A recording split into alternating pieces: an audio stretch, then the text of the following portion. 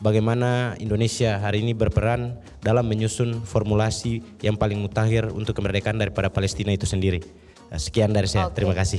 Baik, terima kasih pertanyaan Mas Razak. Singkat, padat, jelas ya. Padat dan jelas. Mungkin saya ingin minta kesempatan Pak Hidayat untuk menjawab terlebih dahulu. Jadi peran Indonesia itu bisa nggak sih Pak untuk menunjang perdamaian dan juga kemerdekaan untuk Palestina ini? Ya, pertama dengan posisi konstitusi yang demikian sangat jelas yang dipegangi oleh pemerintah Indonesia sejak zaman Bung Karno sampai hari ini. Nomor dua, pernyataan terbuka dari Presiden termasuk Presiden Jokowi yang bahkan di Istanbul juga sangat jelas bahkan waktu itu ketika normalisasi ada di mana-mana, beliau bahkan menelpon Presiden Mahmud Abbas menegaskan sikap Indonesia yang tidak melakukan normalisasi tapi tetap mendukung kemerdekaan Palestina. Indonesia karenanya sebagai pihak yang sesungguhnya Indonesia itu bukan hanya dipercaya oleh negara-negara Arab, negara-negara Barat juga percaya dengan Indonesia. Sehingga posisi Indonesia dipercaya oleh kedua belah pihak ini menurut saya harusnya bisa dimaksimalkan, diupayakan lebih kuat lagi untuk menggalang kebersamaan dengan negara-negara OKI, termasuk juga negara-negara yang dalam kasus yang terakhir pun juga menolak kejahatan Israel. China menolak kejahatan Israel, Rusia menolak kejahatan Israel, Venezuela menolak kejahatan Israel. Kalau ini kemudian bisa dimaksimalkan, saya kira arah dan sikap Indonesia yang selama ini mendukung Palestina akan semakin kokoh dan kuat.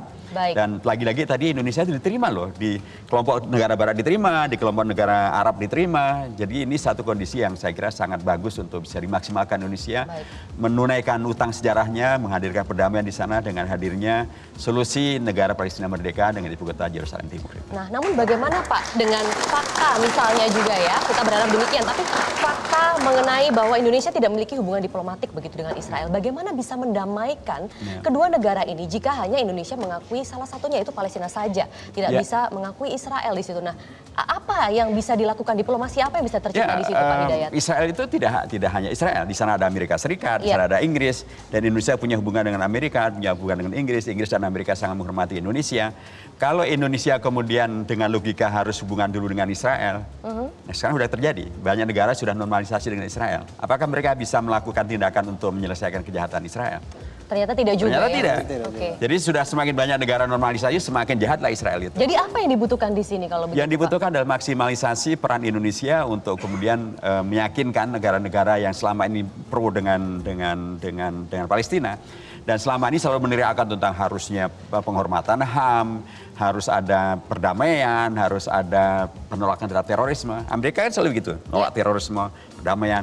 Nah, kalau kemudian Indonesia dengan diplomasi yang kuat gitu ya, didukung oleh negara-negara yang selama ini dukung Palestina, ditambah juga dengan realita tentang siapa yang kemudian tidak melihat fakta bagaimana mereka menghancurkan rumah sakit Al-Ahli di Gaza. Di situ ada 500-an yang kemudian menjadi korbannya, sebagian besar adalah anak-anak. Itu satu hal yang kemudian sudah menjadi fakta dunia.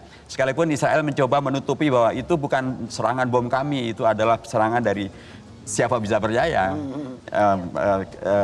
peluru kendali dan atau bom yang roket yang dimiliki oleh Israel, yang dimiliki oleh Hamas.